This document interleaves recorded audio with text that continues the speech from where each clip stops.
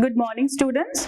So today our topic is guidance and counseling, and here we are going to know about the nitty-gritties which is related to the field of counseling and guidance.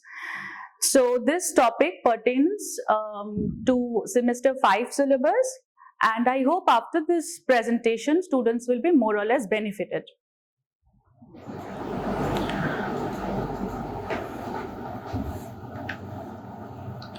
So this is your syllabus.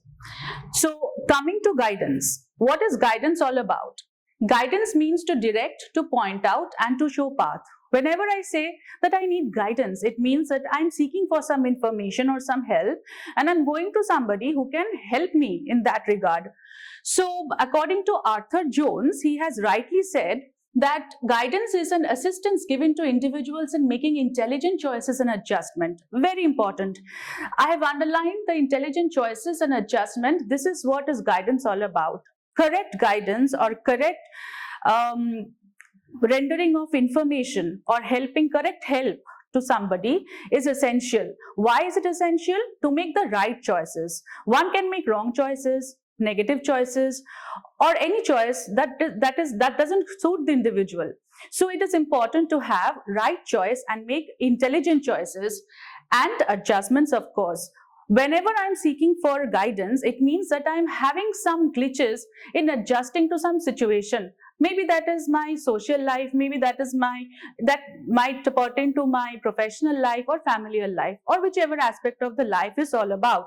So I am basically having adjustment problem. So in that regard, I need to have guidance. So to be more clear, especially for students of education, it is extremely important for us to know, as a teacher of education, as a student of education, that guidance is an important part of education. It is a very important function of education, but at the same time, education is altogether not about guidance. The functions of a teacher, one of the functions of a teacher is guiding the student, but he or she can't always guide the students, shoving away the curriculum to be taught to the student. Now, let us read what is written here. Guidance is a major field in education, but education on the whole is not guidance. Education is understood as guidance with a measure of imposition. Giving information is an essential function of guidance. As a process, guidance helps the individual in understanding. Guidance is a concept as well as a process. So guidance helps in self-understanding. The first person with whom we should be well acquainted is with ourselves. So self-understanding is extremely important and guidance does it. And guidance is a concept as well as a process. Guidance cannot start all of a sudden and end all of a sudden. It is a process that starts and has a particular ending. And guidance is different from education and counseling. So as I said before also, that guidance is a process and it is a part of education, and counseling is altogether a different thing, which we are going to discuss later on this presentation. So John Dewey is a very well-known name to us, and especially for the students of education and who have people who have done pragmatism, they are well acquainted with the name John Dewey. So according to him, teaching is guided self-guidance or guided self-development, which means that the purpose of education is to help individual to develop his inner potentials and abilities with the help of external environment like teachers, parents and society. So it is not only a child cannot grow on his own, even if he can grow on his own, but his life needs a direction, and that direction is guidance. So it should be provided by certain external factors like family, peer, teachers and other societal members.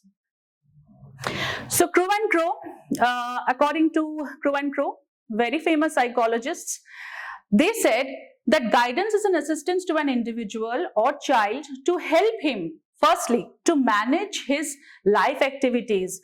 A well-guided person will be able to be self-dependent, to be taking and performing actions independently, develop his own point of view. It is very important for any individual to have his or her opinion. She or he should work according to his mind and not just imitating or just acting on someone else's opinion and working by someone else's mind. He should have his own mind and opinion and make his own decisions. No matter who gives us suggestions, there can be many suggestions, but the right advice has to be chosen by us, and decision has to be made by us, and carry out his own burden, which is very important. For any healthy mind or a well-guided mind will never blame others for his own decision or his own action. He has to take the sole responsibility of his own action, and whatever be the consequence, he should not blame anyone. So Crow and Crow has rightly given the definition of guidance. Okay, now scope of guidance, where we can use guidance. Which are the places or which are the arenas where guidance is needed? First of all, it has got educational scope. In the field of education, guidance is provided, especially for the students, and be the overachievers or underachievers or average students. Everybody requires guidance, so it is provided there. Holistic individual development, career advancement, vocational needs, assistance, adjustment, and decision making. So scope of guidance is huge. Wherever we go, whichever situation we are stuck in, there we need to find a way out, and that way out, providing that way out, is basically what guidance is all about. I will just tell you the gist, what is written here. So 1964-66 Commission, Chowdhury Commission, very well known to the students of education. Even in this education policy, in this National Education Commission, it is said that for every student, for every 100 students, a counselor is important. Providing guidance has to be a very important function of the teacher as well as the administrator, the management of the school. And for higher level of education, counseling is very important. Arrangement for counselors, arrangement for counseling cell is extremely important. Okay, so finally we come down to the needs of guidance. Now we know the scope of guidance, the concept of guidance. So where we need guidance, specifically, if I bifurcate or if I categorize, there are two basic needs. Two areas where we need guidance. One is at the individual level and one is at the social level. So for individual needs, why do I need guidance? Definitely I would need guidance for academic growth, vocational development, personal and social development. And for social needs, of course, guidance is needed for better family life. If I am a part of society and society welcomes me and considers me to be a lucrative, to be a resourceful, to be a useful person in a society, and I am abiding by the societal laws and societal rules, then it is absolutely necessary for me to have a healthy and good and prosperous family life. If anything is going wrong there, guidance is very much needed. So guidance for proper utilization of human resources. We all have human resources. Human have various kinds of resources, be it their intelligence, their labor, whatever it is. So rightly, properly utilizing or exploiting human resources is extremely important, and there is where guidance is needed. Guidance for good citizenship, okay, and guidance for national development. So if I'm a productive citizen or a social person, then ultimately I will be also catering to my national development. Okay. So what are the watchwords? Watchword means that what are the important words which are related to guidance, and which are the keywords that generally comes on when we talk about guidance. First of all, to understand oneself and one's talent and abilities and potentialities and also limitations. Guidance helps us to know our talents. It is also important, it also acquaints us, it also tells us about our potentialities, but the beautiful part of it is that it also tells us about the liabilities and the lacunae which we are having in ourselves, the weaknesses which we have in ourselves. It orients us with the potentialities as well as the liabilities. To recognize and develop favorable attitude and habits.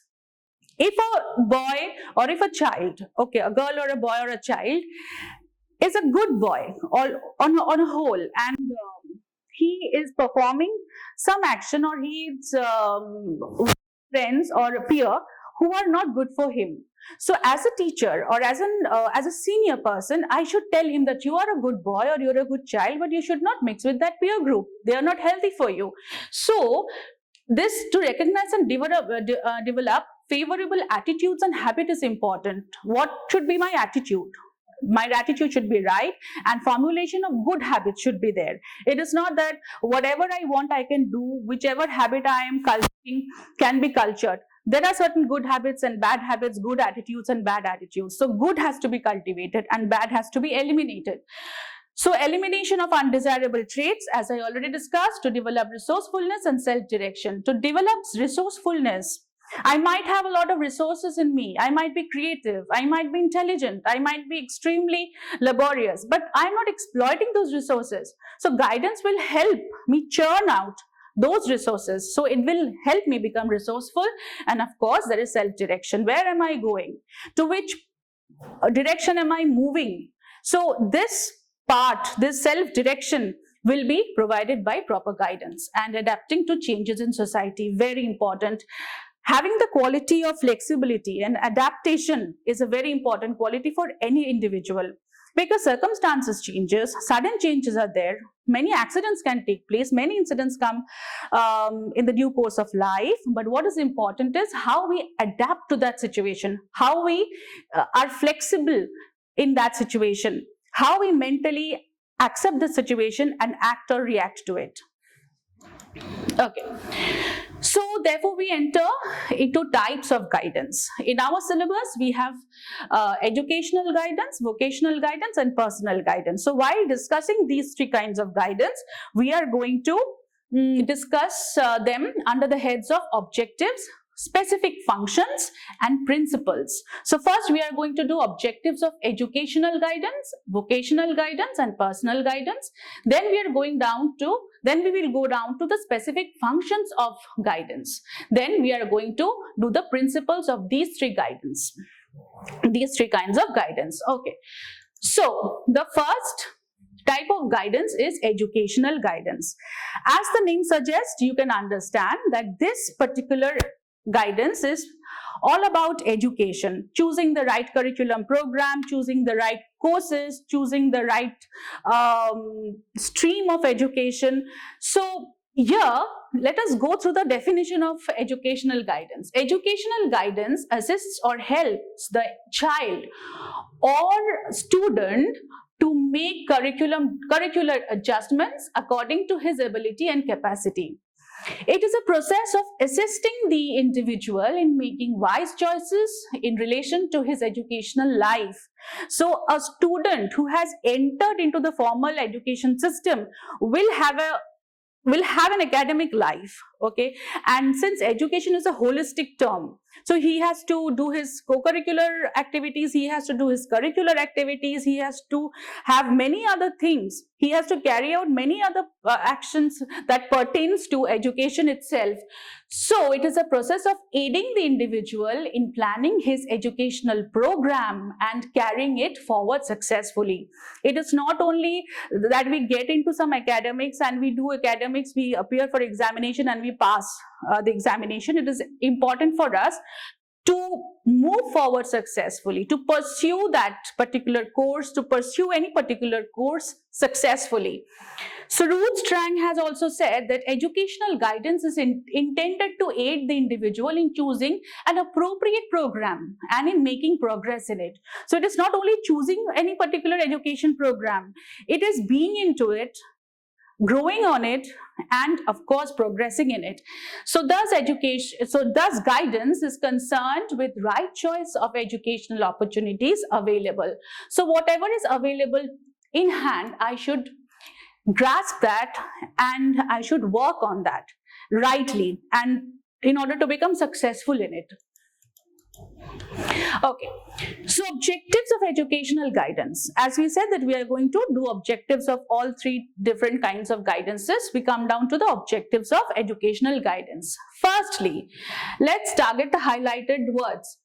It helps the pupils for selecting appropriate study subjects according to their abilities and interest. As a teacher, if I'm guiding my student on educational front, I should first understand the interest of the child. Where does his interest lie? In which subject is he interested in which course is he interested in? So his abilities also matter a lot. He likes drawing, he understands art, what it is, but he cannot draw well. So he has to work on that. So as a teacher, as an educational guide, it's important to understand the abilities of the child and the interests that he has in. To assist the pupils for self-learning and self-studying, it is not always possible to have an external motivator always, and there cannot be always a teacher or parent monitoring the student. So initiating the thought of self-study and self-learning is important, and an educational guide does that. So to provide necessary awareness about national and state and other competitive tests which are available in the country or in the test, the educational guide must at least orient the students about the various options and the various avenues that the state and the country is providing him, and to give knowledge about the educational opportunities available to help the students to adjust in new situations, courses and curriculum. Yes, and sometimes entering into a new course or in a new set of curriculum sometimes makes a student nervous and he wants to run away from the situation. As an educational guide, he or she should motivate his student or her student to have patience, to remain motivated and not to be scared of that new curriculum which he is facing. So the last is to prevent the pupils from the problem of wastage and stagnation in education. Extremely important. Most of the time the students lack patience. They feel like dropping the year. They feel like going out of that course. They feel like not staying anymore attached to that curriculum set. That has to be totally erased. A good educational motivator or educational guide will help the student to avoid stagnation and wastage in educational process.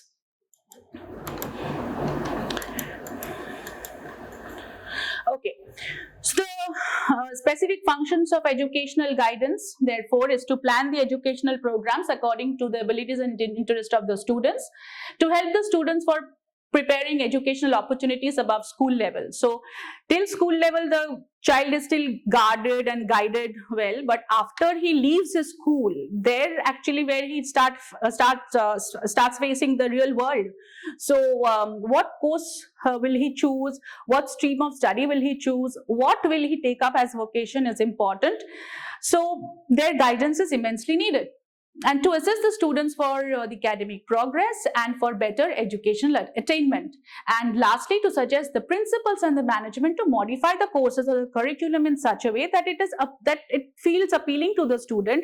The students stay gravitated, the students stay attracted, and the students feel the urge to learn more, to know more, and to go ahead. Okay, so the principles of education guidance. What are the principles? What are the grounds? What are the ethics on which, or what are the pillars on which the educational guidance actually lie on? Firstly, educational guidance is should be made available to all students. There should not be any element of partiality, any element of biasness. So any student, whoever be it, is eligible to seek educational guidance, and as a teacher, as an educational guide, there should be no partiality and biasness. It should be available for all students. The related and appropriate information are collected and it is provided. The problem of the student should be solved at early stage. It is not that it is very late. The student was very good at maths, but something happened and he lost interest in maths, and then he fared very badly in his board's exam. It cannot be solved at the stage of board exam. Whatever the problem was during his formidable years has to be solved, has to be identified and has to be solved. So the problem has to be identified at a very early age, and then it has to be solved. And there should be continuity in studying the pupils' problems. There should be continuity. I have underlined this word continuity because it is extremely important for the guide to be in touch with the pupil. On one fine morning, I counsel the student, I guide the student, and the next day I forget it. It is not worthy. It is not useful then. So there has to be some continuity of guidance, and there should be close contact among the teachers and the guardians of the students. So as a student, only the teacher is not responsible for guiding the student. Of course, the huge function, it's a very important function of a teacher to guide the students, but along with the students, the society, the teachers are extremely important factors or important people who can guide the student. Okay, now we move on to vocational guidance. Here it concerns primarily with helping individuals to make decisions and choices involved in planning a future and building a career. Decisions and choices necessary in effecting satisfactory vocational adjustment. Now, we should understand what does the word vocation is all about. Mostly we refer vocation as anything which we want to pursue and make it as a career, an employment, a job, and a place where we can get into as per our interest and ability and can grow in that field, can progress in that field. Okay, so that is all what vocation is all about. And when somebody is guiding you on your regarding your vocation, what are the pros and cons of the vocation, what are the difficulties and advantages and disadvantages of that particular vocation, that person will be referred to as a vocational guide. Okay, so objective of vocational guidance, it is to assist the pupil for choosing the right occupation as per his potentialities and interests, to provide awareness about different occupations and institutions where the facility of training are available. Like if a person is more interested in technical field, then the teacher or the vocational guide should tell him, give him information that what are the various IITs present, what are the various ITI institutions present, like that. So to utilize the native capacities for greater satisfaction and success to himself, so that the vocation should be such so that I don't feel morose and I don't feel demotivated once I enter my vocation. I should choose my vocation as per my interests and abilities. The energy should be on high, rather than being totally disgusted in my work and leaving the job altogether. It should not be like that. So utilizing the native capacities for greater satisfaction and success for oneself is important in vocational guidance, and to give the informations about the working conditions and future prospect of different occupation. Okay, so principles. Okay, so functions of vocational guidance. Vocational education guidance, if I say only vocational guidance, it serves the same purpose. Basically, it is to help pupils to know themselves, to help pupils to make the right choice, help people to prepare themselves for entry into the career of their choice, and helping pupils to get suitable jobs in their chosen field, helping pupils according to their vocational assets and liabilities. It can happen that a person is very much interested in cricket, but he cannot play cricket. So if he is interested in cricket, he must choose some line that pertains to cricket, that has got something to do with cricket. So his interest will remain intact, and he will be able to pursue his career further in that field, even if he is not capable of playing cricket. So it's just an example. Okay, so next is principles of vocational guidance. It should be objective and based on facts. Of course, choosing a vocation is a very practical and serious thing. So it should be objective and must be based on facts. The approach should be persuasive, and at no point force or coercion should be used. This is very important. It has to be persuasive. A vocational guide can motivate somebody to get into that particular vocation, can show him the advantages and the disadvantages of that particular vocation, but it is absolutely wrong to force any vocation on any individual. The guide cannot really force and impose anything on the individual who is seeking vocational help. Okay, vocational guidance rather. The candidate should be informed about the alternative jobs, and final selection of the job should be left to him. So whatever the suggestions are, whatever the guidance the individual is getting, the ultimate decision and choosing the vocation that suits him the best, that decision should be taken by the individual who is seeking vocational guidance. Okay, we move on to this is a very interesting thing. There are three theories that pertains to vocational guidance. First is Anne Rose needs theory. I will just tell you the gist of the theory. It is that the child's future's occupational choices depend on his or her early childhood experiences. Here, parenting style plays an important role in shaping up the vocation or occupation of the child. So, parenting style. Suppose if a child has seen both his parents very busy at work, not giving much time, qualitative time or quality time to his or her child or their child, then the child will grow up lacking that emotional bondage with with his parents, and he will never choose the career that his parents were into. So he will choose a career that might not be very much monetarily profiting, but he will choose something that will, it might be a 9 to 5 job, but that will give him time to spend quality time with his family. So, and the vice versa happens. So your Ants-Rose needs theory has 3 parts, that is rather 3 bases on which a child chooses his career. One is emotionally concentrated ground, one is avoidance ground, and one is accepting ground.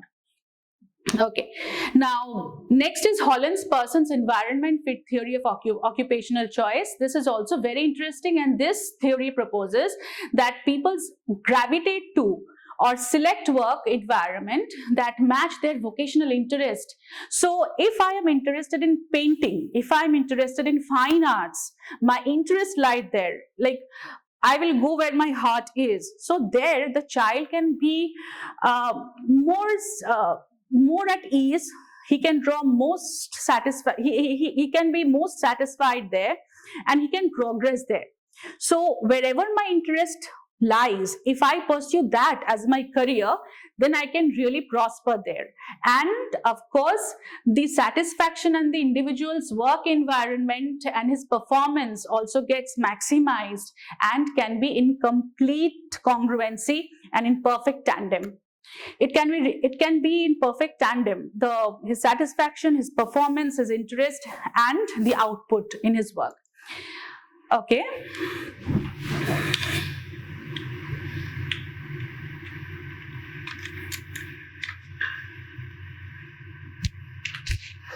Okay, so Supper's career development theory centers around self-concept development. This is the third theory of which relates to vocational guidance. Now, here Supper's main argument is that when people make important life decisions like career choices, the choice is a part of a process rather than just an event. Suppose when being a child, I am less experienced, I have not seen the world that much, I choose a particular career, but while I grow up, various life experiences and various life events modify and changes the career which I wanted to pursue. So it is basically the life event or the experiences that modifies and shapes the career once the child grows up. So here I would just like to read the line. In the scope of lifespan development, the development model shows the different stages a man experiences as they progress in life. So I wanted to become a pilot when I was, suppose example, I wanted to become a pilot when I grow up. But in the due course of time, okay, for example, a child wants to become a pilot when he grows up and he wants to be in the aviation industry. But as he progresses or as he grows up, he understands that being a pilot is not an easy job, but his interest lies in still the aviation service or in the industry. So maybe there is no fund, maybe there are no people to motivate him, or he is not capable of becoming a pilot. So he changes his chosen career which he wanted to pursue when he grows up. He will change that because his life experiences modified his interest, modified his abilities, and showed him the right or the practical, the real world, or his potentialities and liabilities, that he cannot become a pilot, but he can change his career and move on to something else. So what does this move is actually this action of change of one's career happens due to the various kinds of experiences and life events that an individual experiences. Okay, so finally we come to personal guidance. I will just be very brief in this regard because we are going to get on to counseling. So the purpose of personal guidance is to help the individual in physical, emotional and social, moral and spiritual developments and adjustment. Personal guidance, as you can understand, it is a very holistic term and it includes all kinds of guidances that is required by an individual. Okay, so needs of personal guidance. Why do we need it? For better adjustment, and it mostly tells us what we should be and what we should not be, what to do and what we should do and what we should not do. It is basically, it helps us to build or to formulate the right habits, right attitudes and values, and this guidance points out the strengths and weaknesses of every individual.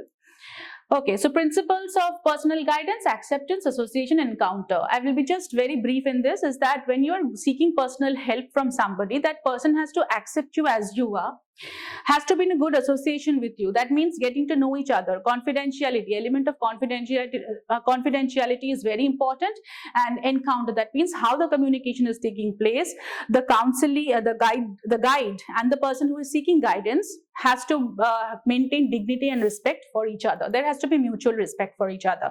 Finally, we enter into what guidance and counseling is all about. So before entering into counseling, I just want to be clear with the differences that exist between guidance and counseling, because most of the time people use it very synonymously, or sometimes it gets overlapped. But counseling is altogether different game, and guidance is another part of the story. It's another story altogether. So here, the first difference, there are three major differences. So the advice or under guidance, advice or instructions on general problems are given by someone who is more experienced and qualified. So an individual can go to his teacher who is more experienced, who is more aged, has seen the world more. So any experienced person or who's a qualified person can provide guidance, whereas counseling, this professional advice is given by a counselor based on personal or psychology related problems of the individual. It is a much more professional approach. Counseling has got this professional approach. Guidance lacks that. Rather, guidance is not a professional approach. Now, under guidance, it has a broader scope such as educational guidance, career guidance, financial guidance. There can be various kinds of guidances. But under counseling, it essentially covers personal and psychological assistance. I can ask for help, or I can ask for guidance in some financial issues or some health issues or familial issues. But if I have major problem, I'm experiencing a problem that I cannot handle all by myself, and I need some treatment for it, I need some psychometric measures for it, then I have to go to a counselor. The third point under guidance is that anyone who has got good experience and knowledge can give effective guidance to others, whereas under counseling needs to be done with a professional counselor with a recognized license to practice as a counselor. A good counselor or a counselor, whoever is a counselor, has to have a chamber, has to have a license in order to practice, because he is entitled to administered tests, measures, psychometric measures and tools on the counselee. Now, before I go on to explaining and discussing counseling altogether, I want to say that in this discussion, there are two important terms. One is counselee and one is counselor. The counselor is one who is counseling the client, and the client here is referred to as counselee. Okay. Now, we get on to the next slide, that is to say what counseling is all about. Here, at least the pictures can tell you that somebody is actually deeply delving into someone's mind to understand what the problem is. Here in this picture, there is one-to-one.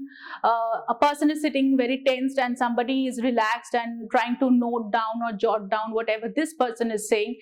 And here there are two people sitting, arguing and talking between themselves, and there is this counselor sitting here. So we can understand this is more or less a very personal affair that takes place. So it has to be on 1:1 ratio or 1:2 ratio.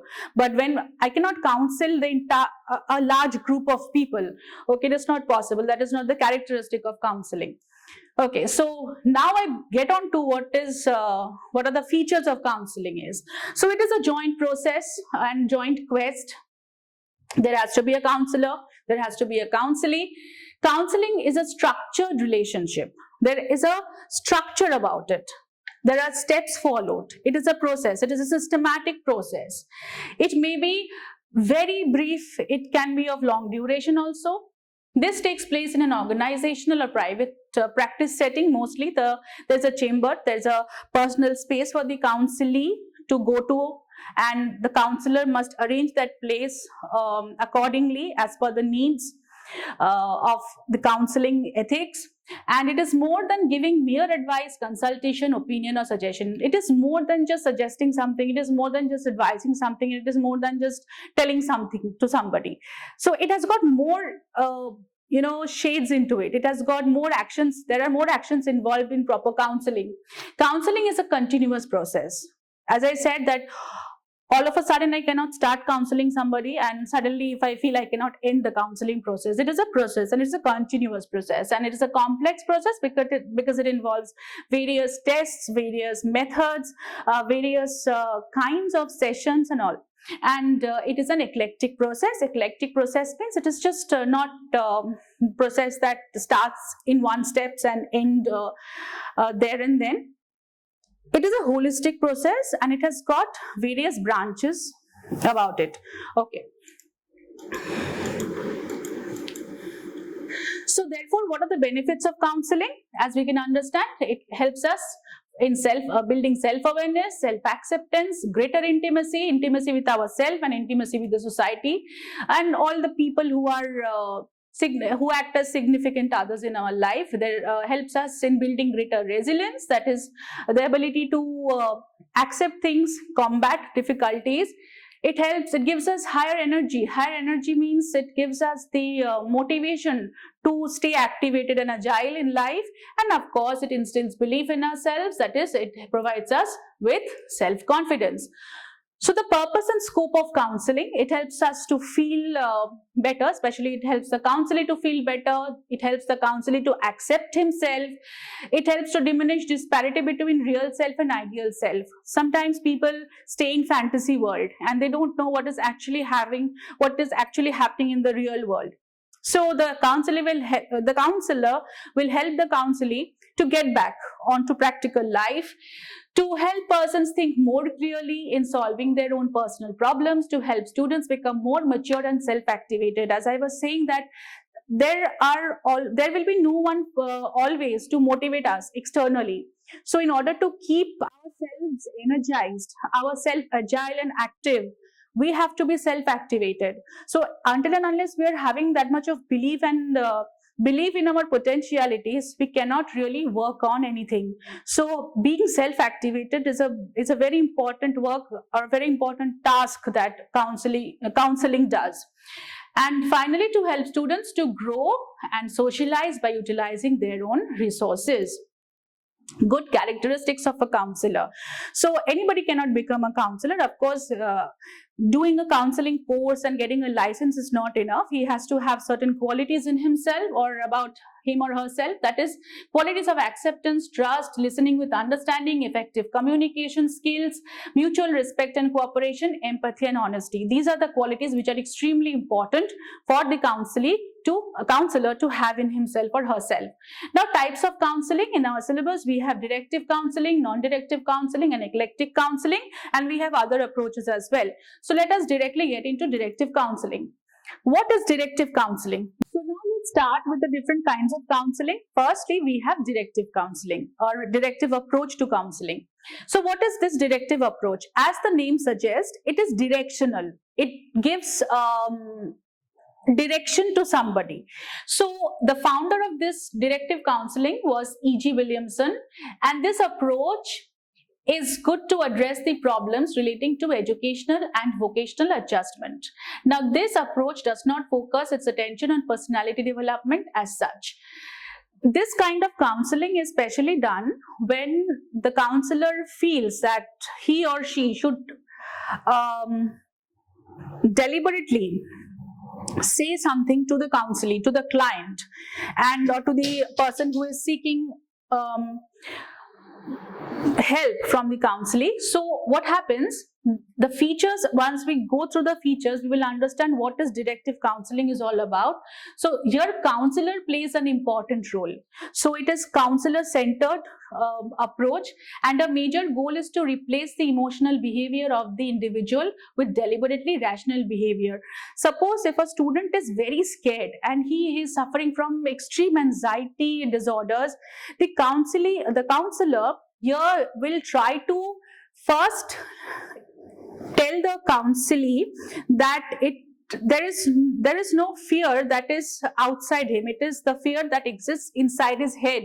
So he will try to clear that out first, and he will give some directions, he will give some tips to be followed by the counselee, so that the fear goes away, so that he stops suffering from extreme anxiety. And that has to be done with deliberate infusion of rational behavior. And although the counselor avoids dictatorial advice, this approach is known as counselor centered. There is no dictum thrown on the counselee, but it is called a dictatorial. It has got some element of actually dictating somebody, but not in its strictest sense. So this in spite of being advice rendering, advice giving, and dictator, I wouldn't say dictator, but it is a counselor centered approach. Counselor is the main plays the main part in this kind of counseling. This is called the counselor centered approach. Okay, so steps in directive counseling. So what are the various steps which are followed by the counselor here? First is analysis, then is synthesis, then is diagnosis, there is prognosis, then there is counseling and follow-up. I will just give you the gist of the steps. Analysis is basically collecting the information about the client, about the counselee, about the person who is seeking help, various kinds of information. If there is any case study, he will try to gather those information. If there is any other problems which occurred before, those data will be also collected by the counselor. So basically, this analysis part actually concerns about collecting the information. The next is the collection synthesis. Now, after the data has been collected or after the information has been gathered, the counselor will try to sort out them and to look all the data. After amalgamating them, he will be looking at the data, and then he will be judging. Okay, so after the collection of a lot of data information, or once the information is organized in the logical manner to analyze the individual in terms of his qualifications, assets, potentialities, liability adjustment, cultural background, habits, etc. So he is or she, the counselor, will try to synthesize it, amalgamate the data, and go through that and try to understand. Once the understanding is completed, he will do diagnosis. So what is this diagnosis all about? It consists of the interpretation of that data in relation to the nature and problems, the causes of the problems also. The problem will be then pointed, marked, and in prognosis, the problem's future will be detected. Okay, so in prognosis is the word prognosis means making some prediction. So under this step, under the step of prognosis, prediction is made about the future development of the problem. So if there is a problem and the problem has been diagnosed, there are certain there are important notes to be made by the counselor that the problem might arise in future, and there might be some future related problem. The prognosis actually talks about the prediction of the problem. The counselor sees whether there can be any problem in the future of the counselee or not. The next is the counseling steps, and finally the steps of counseling starts. Now here the counselee decides what kind of treatment is to be given to the counselee, what kind of psychometric measures or tools should be administered on the counselee. And once the counseling treatments are done away with, have completed, the follow-up is important. What is follow-up? Like the counseling session, once it gets over, even after 6 months, if the client feels he is all right, but there are chances where his problem can recur in future, so he should not be out of touch with the counselor. So the counselee has to be in touch with the counselor so as to stop the future occurrence of his problem and other related problems to his main problem. Okay, so non-directive counseling, as the name suggests, here we can again understand that it is not directive in nature. So in this type of counseling, the counselee or client or pupil is the pivot of the counseling process, and the counselor plays the secondary part in this form of counseling. Here, the striking feature of this type of counseling is that the counselee, the client, comes to a counselor identifying his or her problem. He already knows that he has a problem and he can't deal with the problem. So he is deliberately seeking help from a counselor. So in this counseling, the process, in this counseling process, the counselee comes to the counselor with a problem, and the counselee plays an active role, and this type of counseling is a growing process. So a person who knows that he is addicted to alcohol and he wants to do away with that habit, and he is unable to do. He has crossed all the threshold, and his addiction is affecting his familial life, his social life, and his professional life, and he wants to cure the problem. So at a go, the problem will not be raised. So it is a process. There will be sessions after sessions, and the sessions treatments, even the treatment will follow a graph. The graph will rise from the bottom to the higher end, onto the higher end, and after the treatment is done, after the treatment has been given, the graph will start falling down. That means the cure is taking place. The problem with which the counselee was dealing with has reached its peak, and now he is coming back to normalcy. So there is a graph in the treatment that needs to be followed, and generally it is so followed. And in this kind of counseling, the goal is the integration of the client rather than the solution of the problem. The problem will be ultimately solved. We know that, but the counselee or the client already feels that he's in shatters. He cannot gather himself up. He cannot go back to his normal life.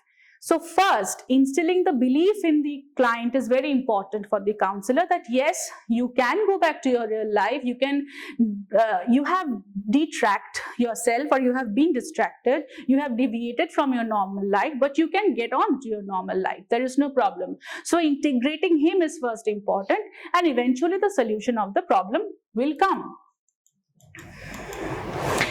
So steps in non-directive counseling, like we had analysis, synthesis, prognosis, diagnosis, and all those steps in directive approach in counseling. Here, the steps which are followed are, firstly, the individual comes for help as the counselee, and the counselor defines the situation. An atmosphere is provided in which the client can feel free and at ease. The client should not be firstly made scared of anything. He should be made feel he should be given that much of assurance that he is in a safe place, and he must be kept at ease. And the counselor here acts very friendly, and he shows interest and encourages free expression of feelings regarding the problem. The counselor tries to understand the feeling of the individual or client, and the counselor accepts and recognizes the positive as well as the negative feelings of the client. Then the period of release of free expression is followed by a gradual development of insight. Here I would like to just add few lines on free expression, is that the first thing which the counselor should do in this kind of approach is let the client talk as much as he wants, talk on whichever ground he wants to talk. So there has to be free association. There has to be There can be a monologue as well when the client is going on talking about whichever topic he's interested in, or if he is interested, or if he wants to talk about his life, his experiences, he is free to do so. Okay, and as the client recognizes and accepts emotionally as well as intellectually his real attitudes and desires, he perceives the decision that he must make the possible course of action open to him. Now, after having heard, or after having been heard, the counselor will tell the counselee that, okay, there are certain treatments which are there to be administered. And it is at this point when the counselee will agree to take up those treatment and will agree to undergo those treatments. There can be various psychological measures, there can be psychometric measures, there can be various tools used on him and medical treatments. So here the counselee has to agree that yes, I'm ready to take up those treatments on myself. Now, positive steps towards the solution of the problem situation begin to occur, and a decreased need for help is felt, and the client is the one who decides to end the contract. This is very important. Here, at the last stage, when the problem which was there deep seated in the client understands after the treatment that more or less he is feeling relaxed and he can handle himself. Okay, and he will tell the counselor that yes, it is enough for me now, I can handle myself, I can work all by myself, I don't need help anymore, so I wish to end the counseling sessions here. So the process will end thence. Okay. Eclectic counseling. This counseling is a combination of directive and well as directive and non-directive techniques, and this approach in counseling is best characterized by its freedom to the counselor to use whatever procedures or technique seems to be the most appropriate. So here, since it is a holistic approach, any kind of treatment, be it directive or non-directive approach, can be used by the counselor as per need, and as per it can change from time to time, and as per the needs, the counselor here can change his approach to treat the client. Okay, so the features and characteristics of eclectic counseling. This is firstly, the methods of counseling may change from counselee to counselee, client from client. It is not that a particular client needed A treatment, so treatment A will be again provided to counselee B, not like that. It depends from counselee to counselee and from time to time. Flexibility is the keynote of this counseling. Okay, so freedom of choice and expression is open to both the counselor and the client, and experience of mutual confidence and faith in this relationship is extremely important. They are the basic components of this kind of counseling, and feelings of comfort are very essential. Okay, so we move on to our psychoanalytic approach. We have finished with the three main types of approaches under counseling, that is directive, non-directive and eclectic. So as per the syllabus, we have other approaches. So other than directive, non-directive and eclectic, we have psychoanalytical approach to counseling, rather in the field of counseling. Okay, so the founder of this type of approach was Sigmund Freud. What it is all about, I'm just going to go very briefly. So this therapy explores how the unconscious mind influences the thoughts and behavior. So as students of education, we have already done the developmental stages, the psychoanalysis of Freud. We have the oral stage, the anal stage, the complex stage, which involves Electra and Oedipus complex, and then we have the genital stage. And these are the formidable years when the repressed feelings are gets created and are stashed back in the unconscious mind, and the unconscious mind is not known to us. So in this kind of approach, Sigmund Freud has said that this therapy explores how the unconscious mind influences thoughts and behaviors of an individual.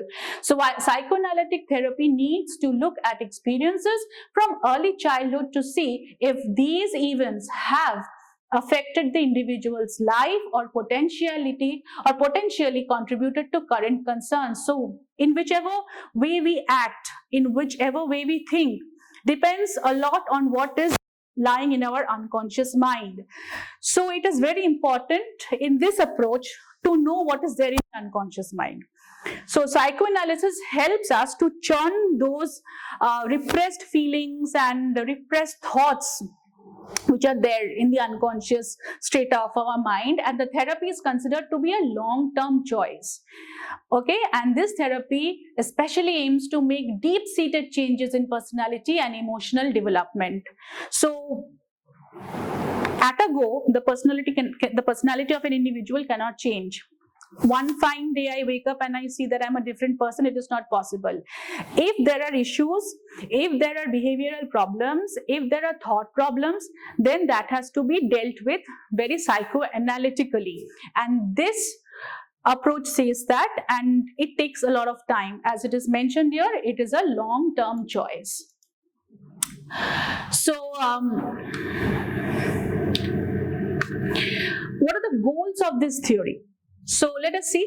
Helping the client to bring into the conscious and the bringing into the conscious from the unconscious. So whatever is lying in our unconscious mind, the psychoanalysis will help us to bring that in our conscious mind and make deliberate changes. So once we get those things in our conscious mind, we become aware of those problems, and then from there our modification of behavior or modification of thought processes starts, and helping the client work through a developmental stage that was not resolved, or where the clients had become fixated. Suppose at the genital stage, or at the anal stage, or at the Oedipus complex stage, at the complex stage, there was some event that has immensely marked, the child's mind, and he was very much fixated, and he's still fixated in that particular time, in that event. So there was some problem which was not resolved. So psychoanalysis will help to extract that out, deal with the problem, and let that fixated event, or that stage where that individual was fixated, will try to solve that problem. So it will actually do what? Walk through a developmental stage that was not resolved where the client became fixated. So it can happen that at a go the client will be not sharing his experience. It can take many sessions for a client to disclose, for a client to come up with the truth, or for the client to come up with what has actually happened to him. So that's why it is called a very long process.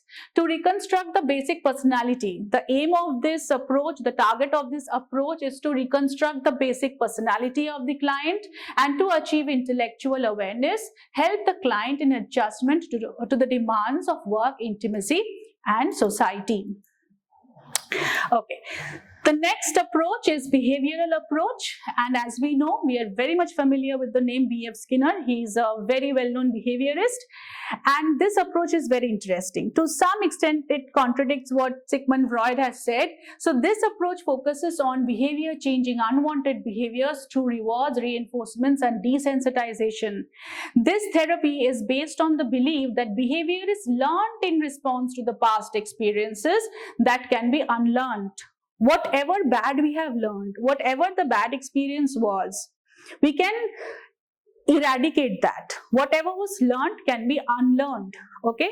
And our behavior can be changed. We can change our behavior through rewards, reinforcements, and desensitization. So this therapy is based on the belief that behavior is learned in response to past experience, and that can be unlearned or reconditioned without analyzing the past to find out the reason for the behavior.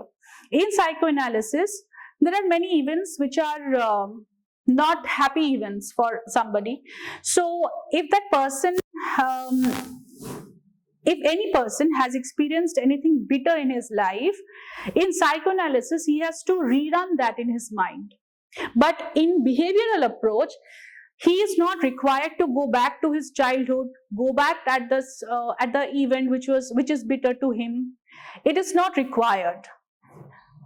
It is not important to delve in the past. In this kind of behavioral approach, there is no need for the client to go back to his past and to rerun that event in his mind. Whatever problem he is having with his behavior can be changed, modified, remodeled, okay, through reinforcement, through desensitization, and through reward system. And this therapy works well on people with OCD, obsessive compulsive disorder, addictions, and fear issues. And behavioral therapy often involves the cooperation of others, especially family and friends, to reinforce the desired behavior. B.F. Skinner has said that, our significant others play a very important role. The environment plays a very important role, because here a lot of support system is required. So the support system are generally the family and the close friends.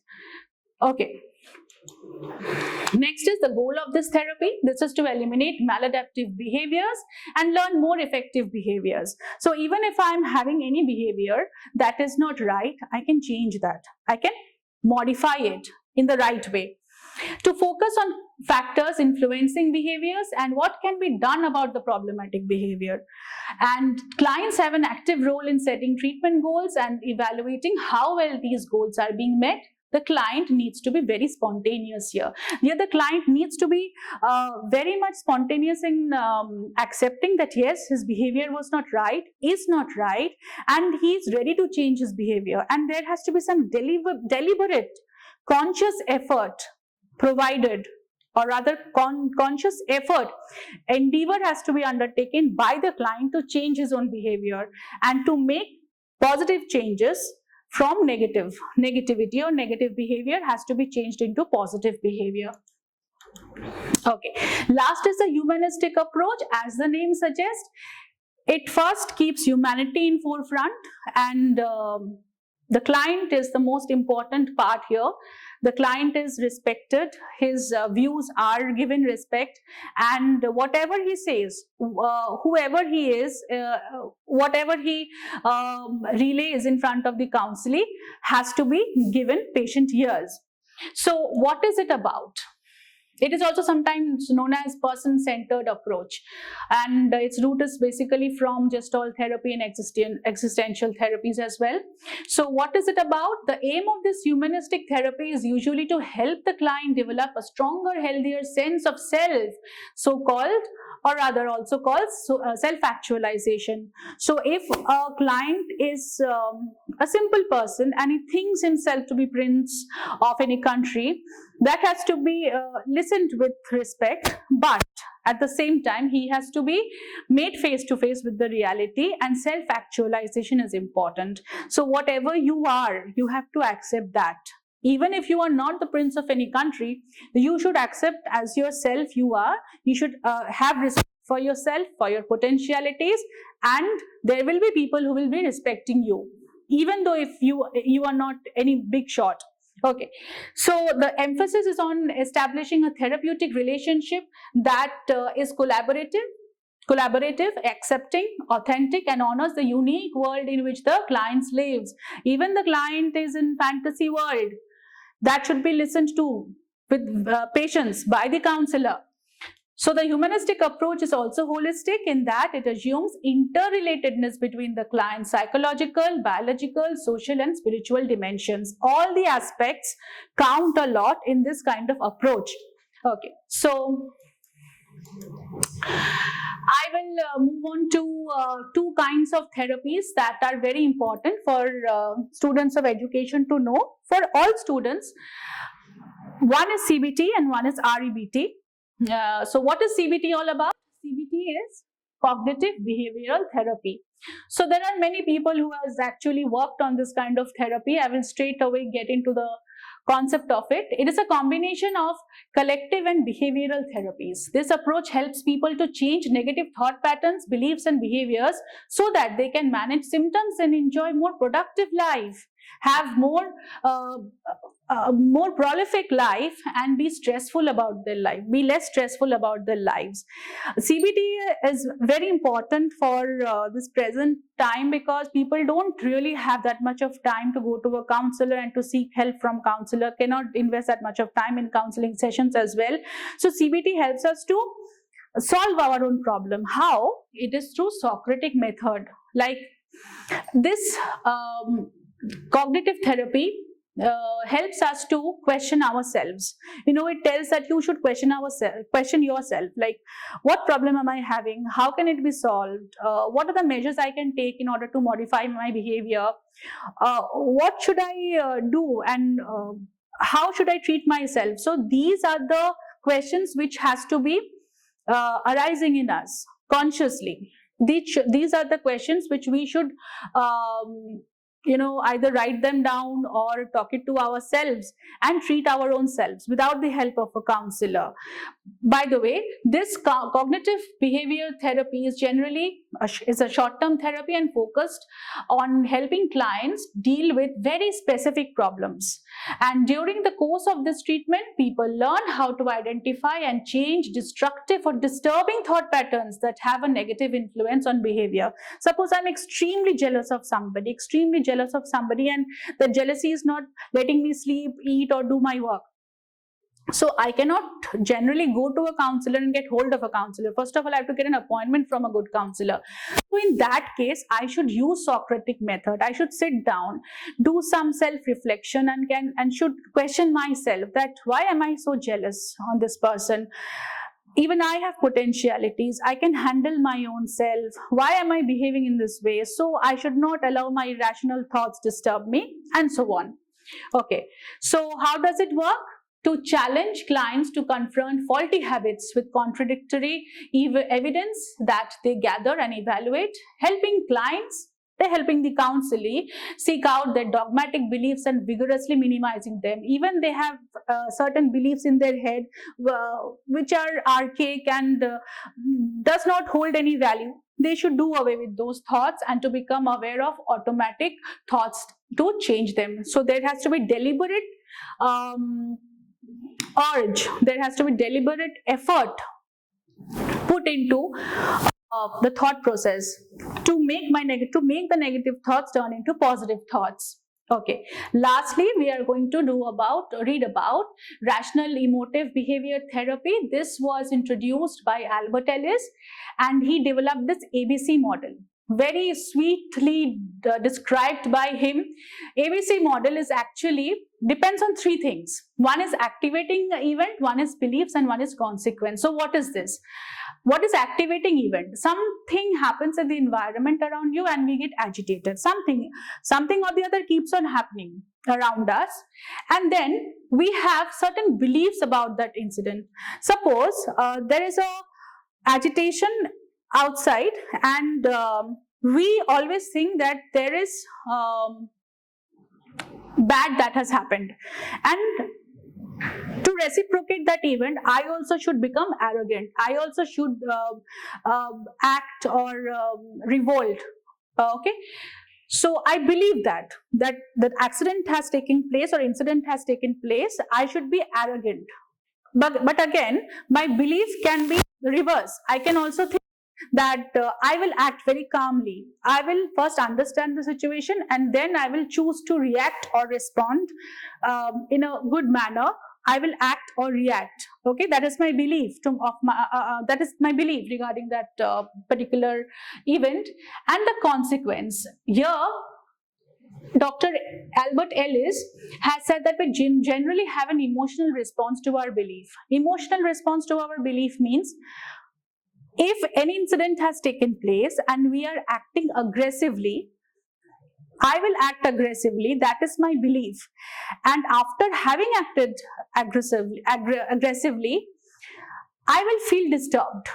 Either I will feel disturbed or I will get a feeling of compunction that why did I act so rudely? Why did I act so aggressively? Why was there so much of arrogance in me?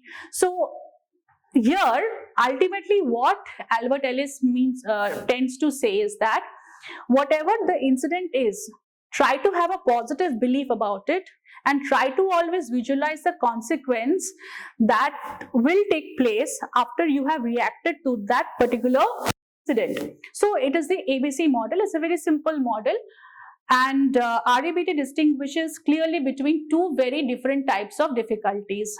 If there are practical problems, REBT helps us. and if there is any emotional problem, REBT helps us. So in these two fields, practical, to deal with practical problems and emotional problems, REBT is the right therapy to go for. Okay, so how does it work? So we are responsible for our own emotions and actions, which I said earlier, that how we act or how we react is on us. Our harmful emotions and dysfunctional behaviors are the product of our irrational thinking. So if I am very rational in my way, I will act aggressively. But if I am very conscious of how I am acting, I will not be arrogant, I will not be aggressive. I will handle the situation very intelligently and calmly.